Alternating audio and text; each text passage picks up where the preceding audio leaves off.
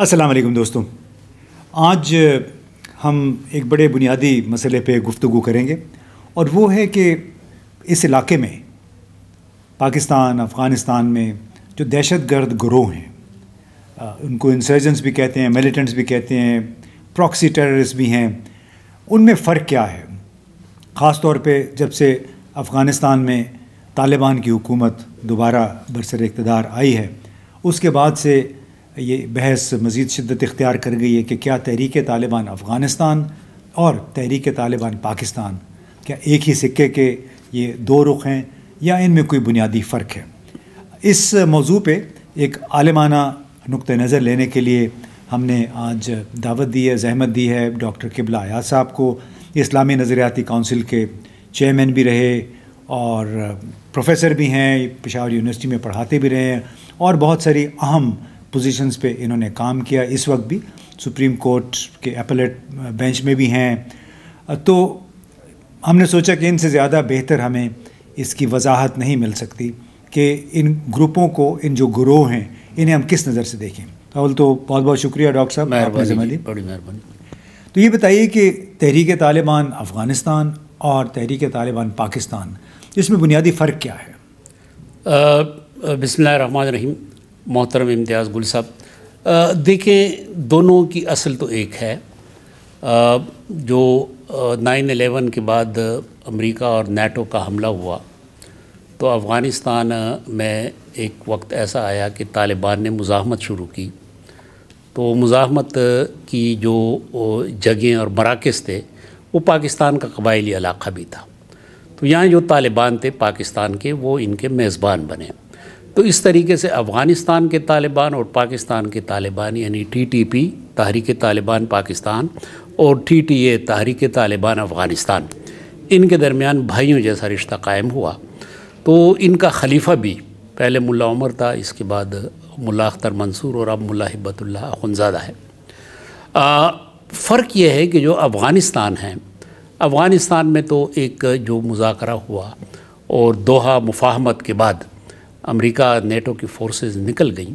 تو طالبان کی حکومت قائم ہو گئی۔ اب جو پاکستان کے طالبان ہیں یعنی TTP تحریک طالبان پاکستان،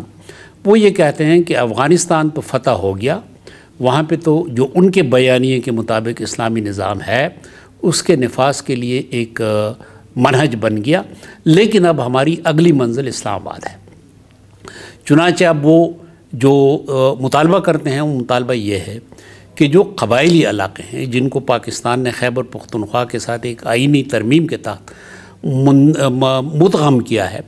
ان کا مطالبہ یہ ہے کہ اس کو ڈی مرج کیا جائے، یعنی انضمام کو ختم کیا جائے۔ جو ان کے ارادے ہیں وہ یہ لگتے ہیں کہ پہلے جو سابقہ قبائلی علاقہ ہے اس بیلٹ پہ قبضہ کیا جائے اور اس کے بعد پورے خیبر پختونخوا پہ قبضہ کیا جائے، اور اس کے بعد کیا ہوگا یہ ظاہر ہے کہ خدشات تو ہمارے ہیں،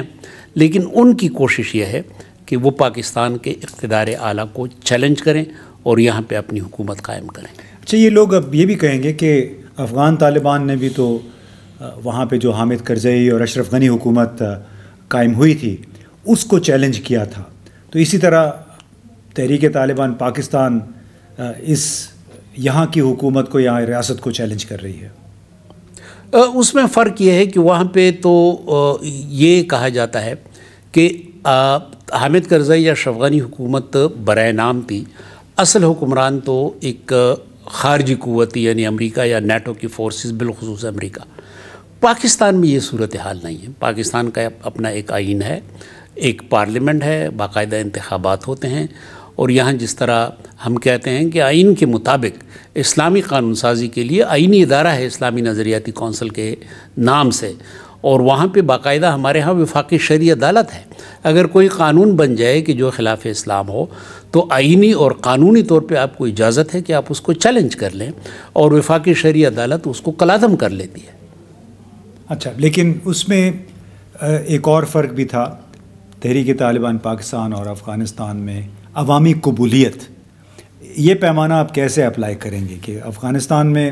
جو طالبان تھے ان کی کیا حیثیت تھی اور TTP کی پاکستان میں کیا حیثیت ہے؟ بالکل، اب ظاہر ہے کہ ابتدا میں تو جو 9/11 کا واقعہ ہوا تو طالبان اتنے مقبول نہیں تھے، لیکن بعد میں جب نیٹو کی فورسز، امریکن فورسز آئیں، حامد کرزئی کی حکومت قائم ہو گئی، اشرف غنی کی، تو وہ جس طرح ہم کہتے ہیں ڈیلیور نہ کر سکے دونوں، اور کرپشن اور اس قسم کے اور لوگوں کا عدم اطمینان، تو پھر مزاحمت کی جو قوت تھی طالبان کی صورت میں وہ مقبول بن گئی، لوگوں کے ہاں ان کی قبولیت تھی۔ پاکستان میں یہ صورتحال نہیں ہے، ٹی ٹی پی کی قبولیت نہیں ہے۔ ابھی حال ہی میں آپ دیکھتے ہیں ٹانک میں، ڈیر اسماعیل خان میں، لکی مروت میں، ہر جگہ جو امن پاسون یعنی امن تحریک کے نام سے جو بڑے بڑے اجتماعات ہوئے، ان کا بنیادی مطالبہ یہی ہے کہ ہمیں امن چاہیے، اور ہمیں یہ ٹی ٹی پی کے نام سے جو طالبان ہیں ان کی موجودگی یہاں ہمیں قابل قبول نہیں۔ تو یہ بتائیں کہ افغان طالبان تو اپنی سرزمین کے لیے، اپنے اقتدار اعلیٰ کے لیے لڑ رہے تھے، یعنی اپنی سرزمین پہ ان کا اپنا کنٹرول۔ ٹی ٹی پی کس مقصد کے لیے لڑ رہی ہے؟ کیا واقعی جو ان کا اعلان شدہ مقصد ہے وہی ہے، یا پھر یہ کسی اور مقصد کے اعلی کار ہیں؟ بظاہر جو لگتا ہے وہ تو یہی بیانیہ ہے کہ جس طرح افغانستان میں بزور قوت اسلامی نظام کا نفاذ ہوا اور علماء حکمران ہوئے، تو یہاں بھی وہ آپ یہ کہتے ہیں کہ ان کا ابتدائی نعرہ یہی تھا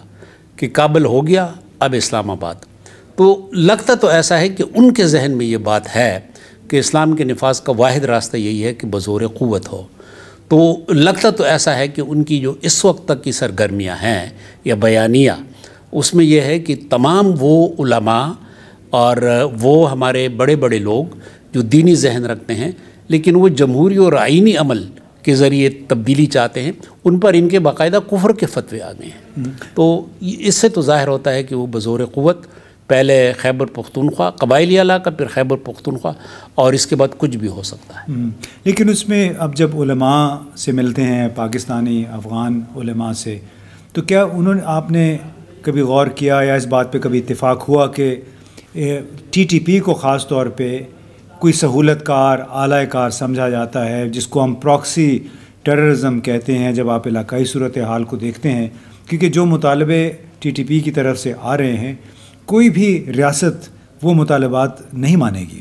وہ تو ظاہر ہے کہ جب آپ اقتدار اعلیٰ کو چیلنج کریں تو اقتدار اعلیٰ پہ تو کوئی سمجھوتا نہیں ہو سکتا۔ مثلا داعش ہے، ISKP، اب نہ وہاں پہ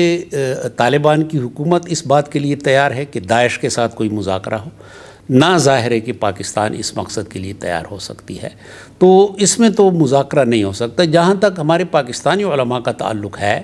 تو پیغام پاکستان جو دیکھیں، اس میں تمام علماء کرام کے جید ترین علماء اور تمام مدارس کے بورڈز کے دستخط ہیں، تو اس میں تو اس قسم کی کوئی بھی کوشش جو ہے اس کو خارجی قرار دیا گیا ہے۔ خارجی کا مطلب یہ ہوتا ہے کہ جو ایک جائز ریاست کے خلاف بغاوت کا اعلان کرے۔ تو جائز، اب ان کو ہم نے تو قرار دے دیا کہ یہ خارجی ہیں، لیکن کیا جو بڑے مذہبی گروہ ہیں یا بڑی آبادی ہے خاص طور پہ قبائلی علاقوں میں، وہ ان کو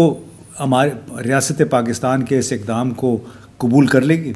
اب وہاں پہ کچھ مشکلات ہیں۔ اب مثلا آپ سے زیادہ بہتر کون جانتا ہے کہ جب قبائلی علاقے کا مرجر ہوا تو اس میں وعدے کیے گئے تھے 100 ارب سالانہ۔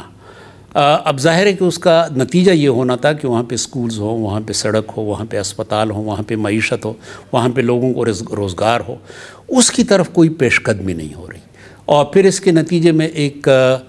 بے چینی کی کیفیت ہے۔ اب اس بے چینی کی کیفیت سے ٹی ٹی پی والے فائدہ اٹھا رہے ہیں، تو ہمیں ضرورت یہ ہے کہ ہم پرو ایکٹیو ہوں، ایک پیش قدمی کریں، اور وہ جو مرجر میں فیصلے ہوئے ہیں ان پہ عمل درآمد شروع ہو، تو پھر یقیناً بہتر تبدیلی آئے گی۔ بلا شبہ ڈاکٹر قبلہ ایاز نے جو بات کہی کہ جب آپ اپنے عوام سے، کسی خاص علاقے کے عوام سے وعدے کرتے ہیں، وہ وعدے پورے ہونے چاہیے، چاہے اس کا تعلق تعلیم سے ہے، چاہے وہاں پہ صحت عامہ کی سہولیات سے ہے، اور یہی وہ ایشوز ہیں جن کو ٹی ٹی پی جیسے یا پی ٹی ایم جیسی تنظیمیں وہ اٹھاتی ہیں، اور اس میں عوام میں ظاہر ہے وہ بے چینی کا سبب بنتی ہیں۔ تو بنیادی کلید جس کو کہتے ہیں کی ٹو پرابلمز یہ ہے کہ آپ ڈائلاگ کریں، ڈائلاگ کے ذریعے پھر جو مقامی آبادی کے مسائل ہیں ان کو حل کرنے کی کوشش کریں، تاکہ وہ آکسیجن جو عوامی بے چینی کی صورت میں علیحدگی پسند گروہوں یا دہشت گرد یا انتہا پسند گروہوں کو مل سکتی ہے اس کو ڈینائی کیا جائے، یعنی ان لوگوں کو وہ آکسیجن فراہم نہ کی جائے. تو بہت ضروری ہے کہ حکومت جو وعدے کرتی ہے وہ پورے کر. دوسرا سب سے بڑی بات یہ ہے کہ ٹی ٹی پی جیسے لوگ، جیسی تنظیمیں پاکستان میں انہیں قبولیت حاصل نہیں ہے. یہاں تو جو اتنے طویل عرصے سے مذہبی سیاسی جماعتیں جیسے جماعت اسلامی ہے، جمعیت علماء اسلام ہے، ووٹوں کی غالب اکثریت انہیں بھی نہیں پڑتی، بہت ان کا محدود سا ووٹ بینک ہے. تو پھر ٹی ٹی پی جیسی تنظیم وہ تو پھر بہت دور کی بات ہے. لہٰذا ضروری ہے کہ اتنی بڑی اگر خیر سگالی پاکستان کے عوام کے اندر ہے کہ یعنی وہ مذہبی سیاسی جماعتوں کو بھی ان کی غالب اکثریت قبول نہیں کرتی ہے، تو پھر ریاستی اداروں کو، ہمارے رہنماؤں کو چاہیے کہ وہ اقدامات کریں جن کے ذریعے عوام کی سہولت میں اضافہ ہو اور ٹی ٹی پی یا پھر اور جو بلوچ علیحدگی پسند تنظیمیں ہیں انہیں پنپنے کا موقع نہ ملے. بہت بہت شکریہ.